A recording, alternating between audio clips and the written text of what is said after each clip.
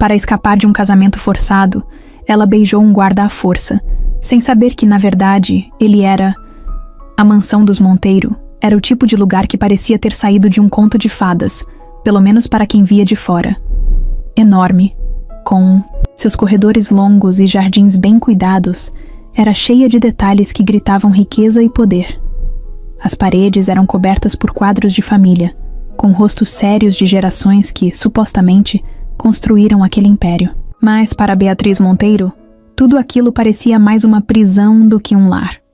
Ela cresceu ali, cercada pelo luxo, mas sem espaço para ser ela mesma. Desde pequena, ouviu que seu futuro já estava traçado. Seguir as regras, manter o nome da família intocado e nunca, jamais fazer algo que pudesse causar vergonha. Isso era repetido como um mantra pelo pai, Augusto Monteiro, um homem rígido que tratava o sobrenome da família como se fosse uma joia a ser polida constantemente. Aos 22 anos, Beatriz já entendia o que aquilo significava. Nada do que ela fazia parecia suficiente. Não importava se suas notas na faculdade eram impecáveis ou se ela cumpria todos os eventos sociais que o pai organizava. Tudo o que Augusto queria era que ela se tornasse a mulher ideal, alguém pronta para salvar a família, que agora enfrentava problemas financeiros. O problema era que salvar a família tinha um preço. O casamento arranjado com Marcelo Rodrigues. Beatriz sentia um nó no estômago toda vez que ouvia o nome dele. Marcelo era um empresário influente, com quase 50 anos, que aparentemente havia concordado em se casar com ela como parte de um acordo financeiro entre ele e Augusto. Para o pai de Beatriz, isso era perfeito. Marcelo era rico, poderoso e, mais importante, podia garantir que o império dos Monteiro sobrevivesse. Mas Beatriz odiava tudo isso. O jeito como o pai falava dela como se fosse uma peça num tabuleiro, sem perguntar o que ela queria. O sorriso falso de Marcelo quando a visitava na mansão, sempre fazendo questão de reforçar o quanto ele estava fazendo um favor à família, ao se casar com ela.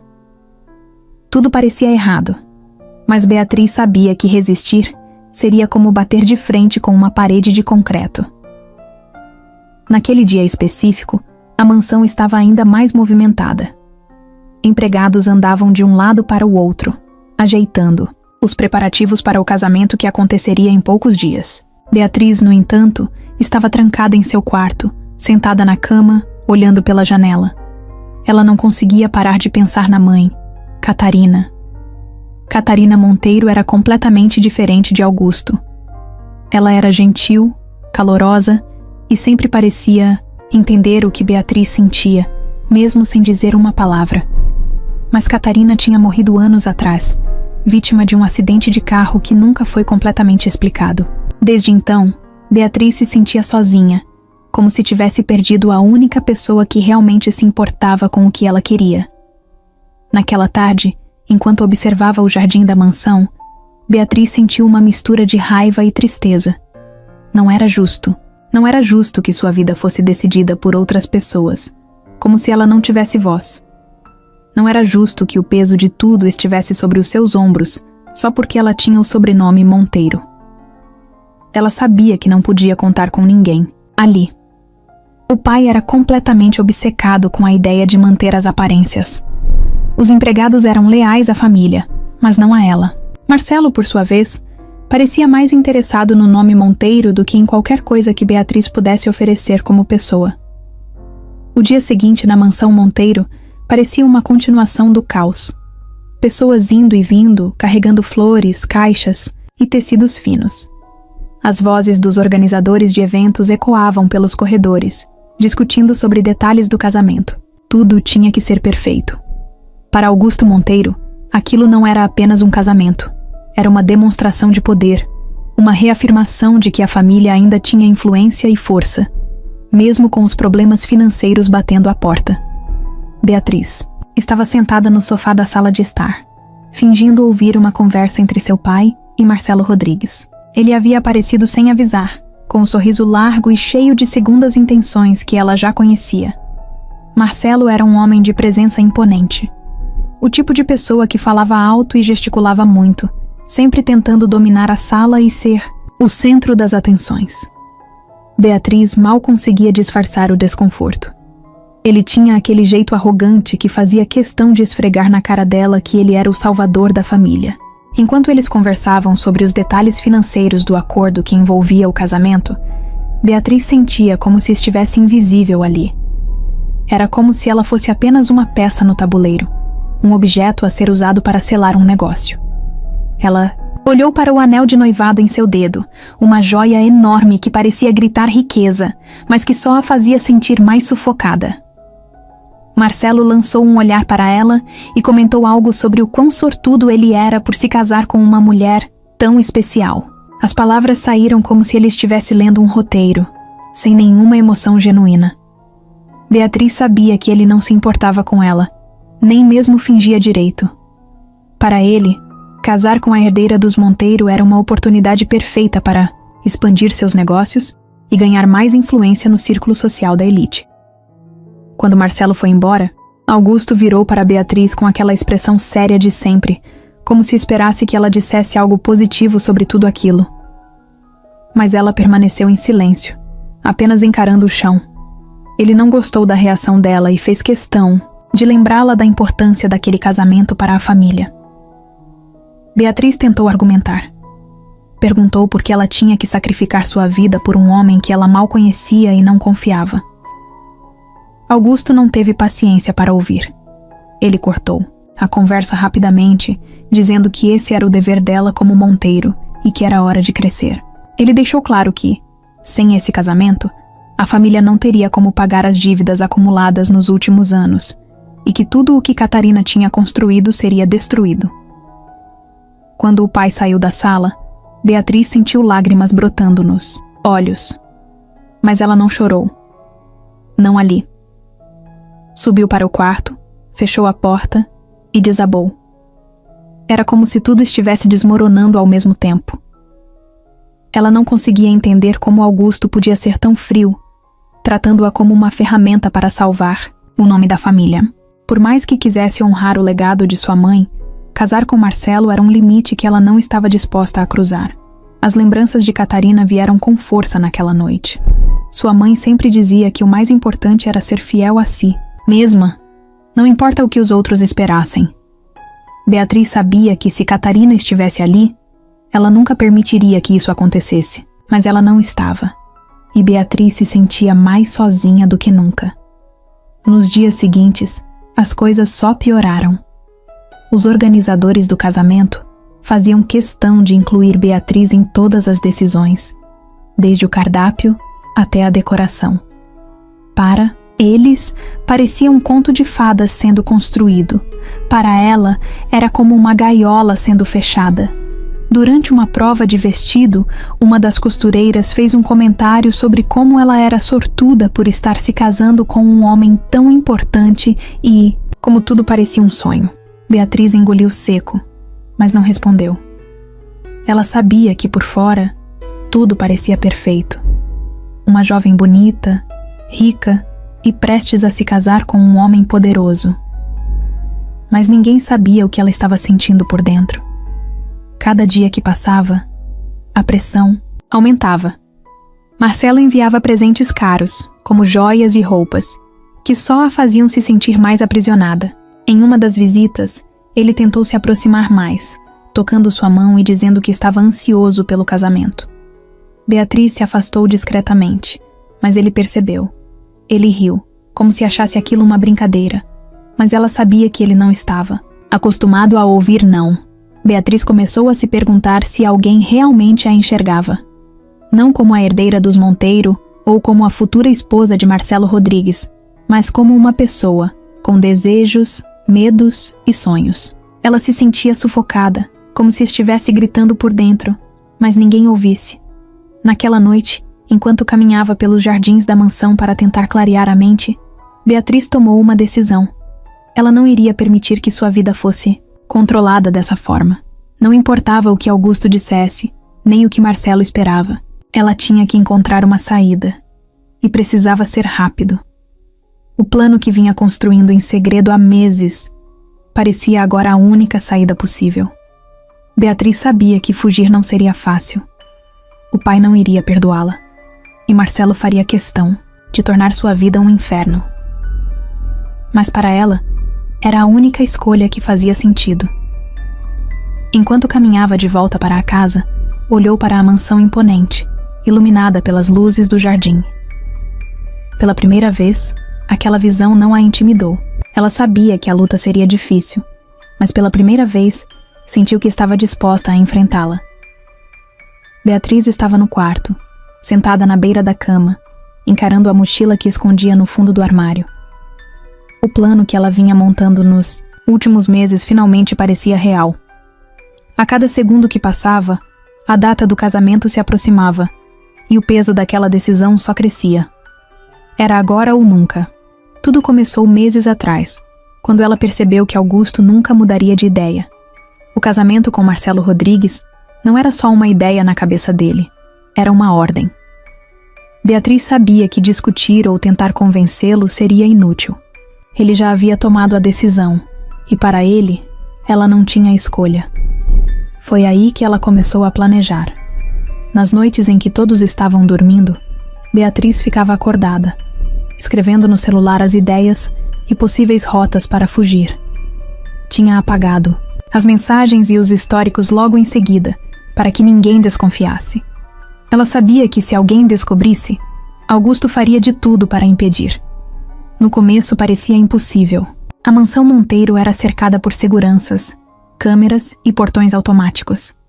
Sem falar na desconfiança constante de todos ao redor dela.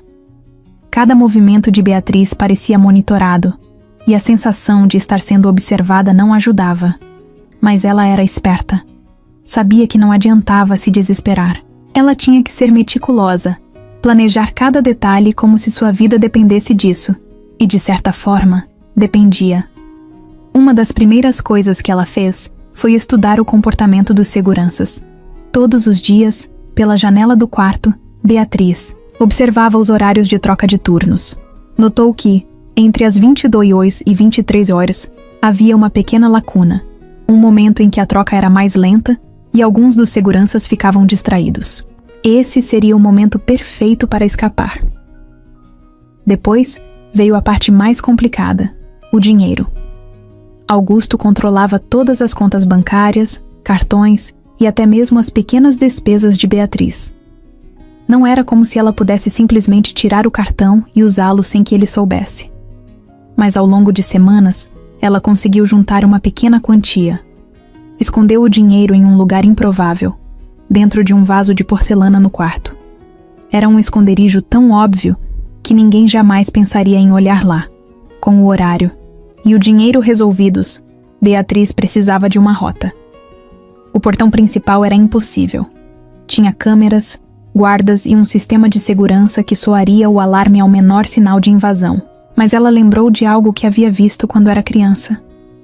Um pequeno portão de serviço, nos fundos da propriedade, que era usado para entregas. Ele não era monitorado o tempo todo, e muitas vezes ficava destrancado por descuido. O problema era que para chegar lá, ela teria que passar pelo jardim, um lugar cheio de iluminação e praticamente sem nenhum ponto cego. Durante semanas, Beatriz estudou o trajeto, memorizando cada árvore, cada arbusto que pudesse servir de esconderijo. Também se lembrou de uma coisa que sua mãe costumava dizer. O jardim tinha um sistema de irrigação que era ativado automaticamente em horários fixos. Beatriz percebeu que, se cruzasse durante o momento em que os aspersores estivessem funcionando, seria mais difícil para alguém perceber sua movimentação.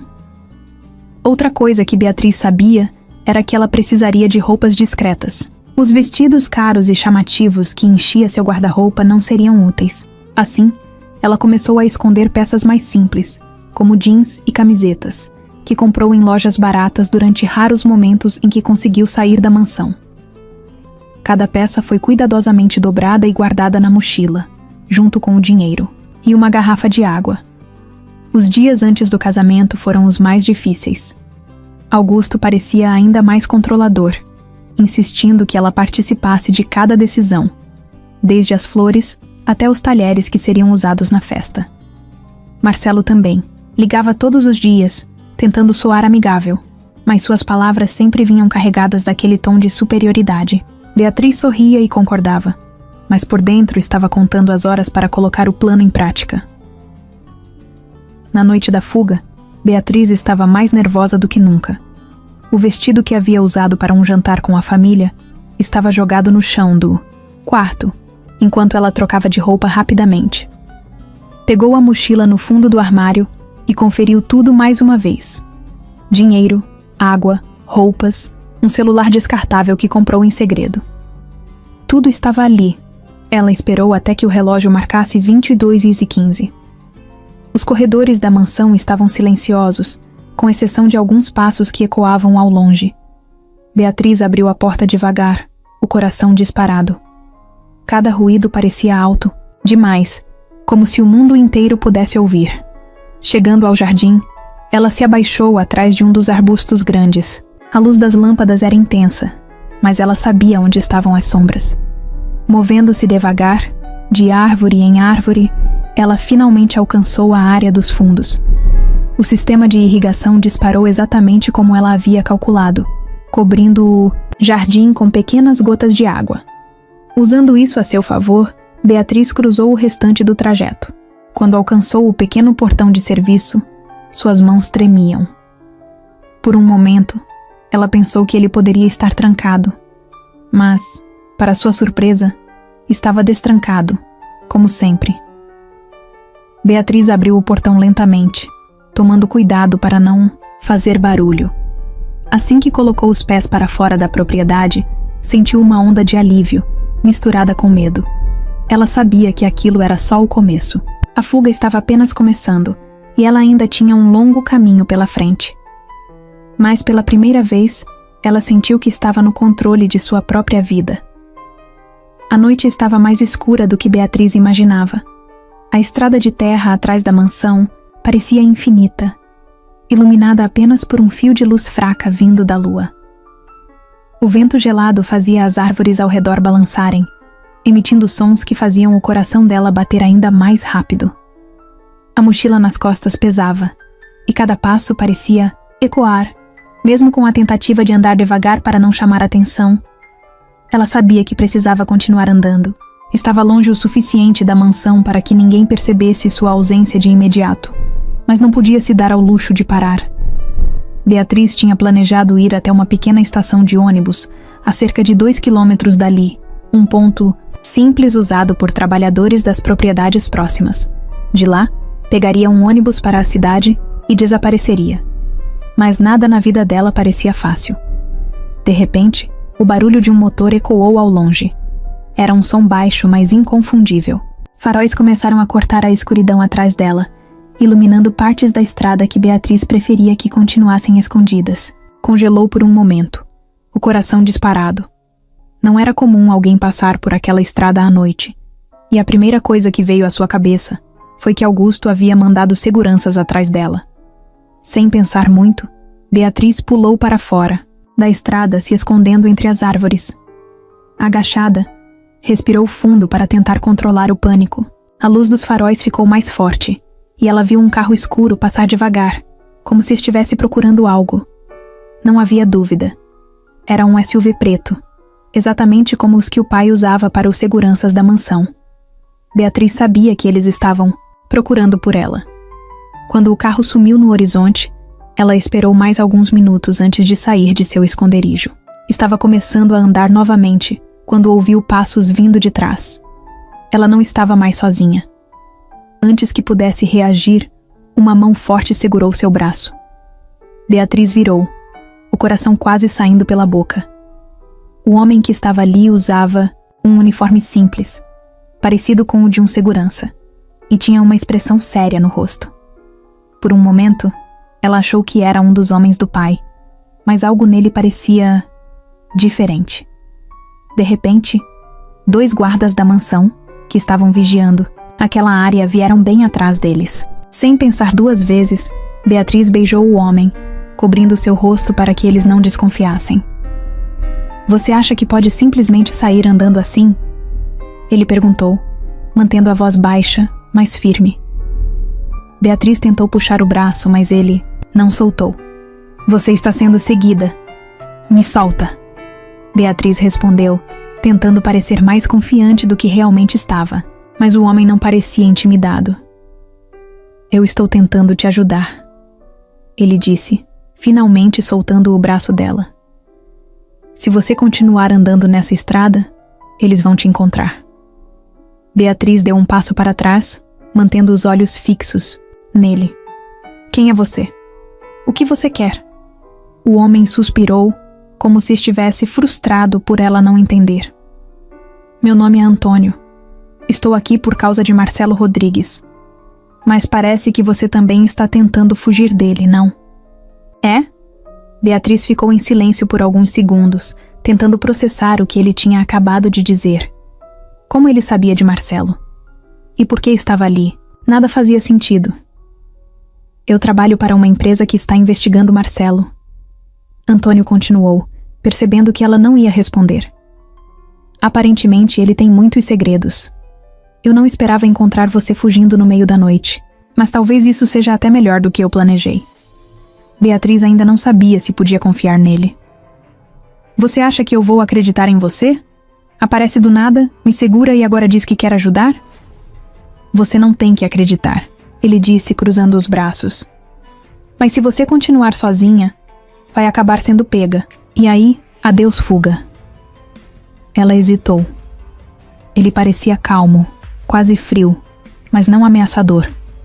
E havia algo na forma como ele falava de Marcelo que a fazia acreditar que talvez ele estivesse dizendo a verdade. Ainda assim, Beatriz não estava pronta para confiar nele completamente. Por que você está investigando o Marcelo? Ela perguntou, finalmente quebrando o silêncio. Antônio olhou ao redor antes de responder, como se estivesse certificando-se de que ninguém estava ouvindo. Ele não é só um empresário ambicioso. Marcelo está envolvido em coisas maiores, coisas perigosas, lavagem de dinheiro, corrupção e pior.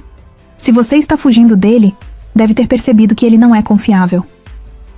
Beatriz mordeu o lábio, tentando decidir o que fazer. Ela sabia que Marcelo não era o homem perfeito que seu pai insistia em pintar, mas ouvir alguém de fora confirmar suas suspeitas tornava tudo mais real. Então me prova que você não está mentindo, ela disse cruzando os braços. Por que eu deveria acreditar em você? Antônio puxou um celular do bolso e mostrou uma série de mensagens, fotos e documentos. Eram provas claras de que Marcelo estava envolvido em negócios obscuros, incluindo transferências bancárias suspeitas e contratos assinados com empresas de fachada. Eu estava infiltrado no casamento, para coletar mais informações sobre ele, Antônio explicou. Mas parece que as coisas ficaram mais interessantes. Você não é só uma noiva fugindo, é? Beatriz olhou para ele, tentando esconder o quanto estava surpresa. Antônio não era só um segurança qualquer. Ele sabia demais. Mas naquele momento, ela percebeu que talvez precisasse dele para escapar de verdade. Depois de alguns segundos de silêncio, ela respirou fundo e disse: Tudo bem, mas se você tentar alguma coisa, eu não vou pensar duas vezes antes de fugir de você também. Antônio riu de leve, como se estivesse impressionado com a determinação dela. Justo. Agora vamos sair daqui antes que eles voltem. E com isso, os dois desapareceram na escuridão, unidos por um destino que nenhum deles ainda compreendia completamente. Beatriz sentia que estava numa corda bamba. Fugir de uma vida que parecia uma prisão já era arriscado o bastante. Mas agora, ela tinha uma companhia inesperada. Antônio caminhava a alguns passos à frente dela, com a mesma expressão firme e inabalável que tinha quando a encontrou na estrada. Mesmo depois de algumas horas juntos, ela ainda não sabia se podia confiar nele. Depois de andarem em silêncio por um bom tempo, Antônio parou perto de um antigo galpão abandonado que ficava no meio do nada. O lugar parecia deserto e um pouco assustador, mas ele entrou como se soubesse exatamente onde estava indo.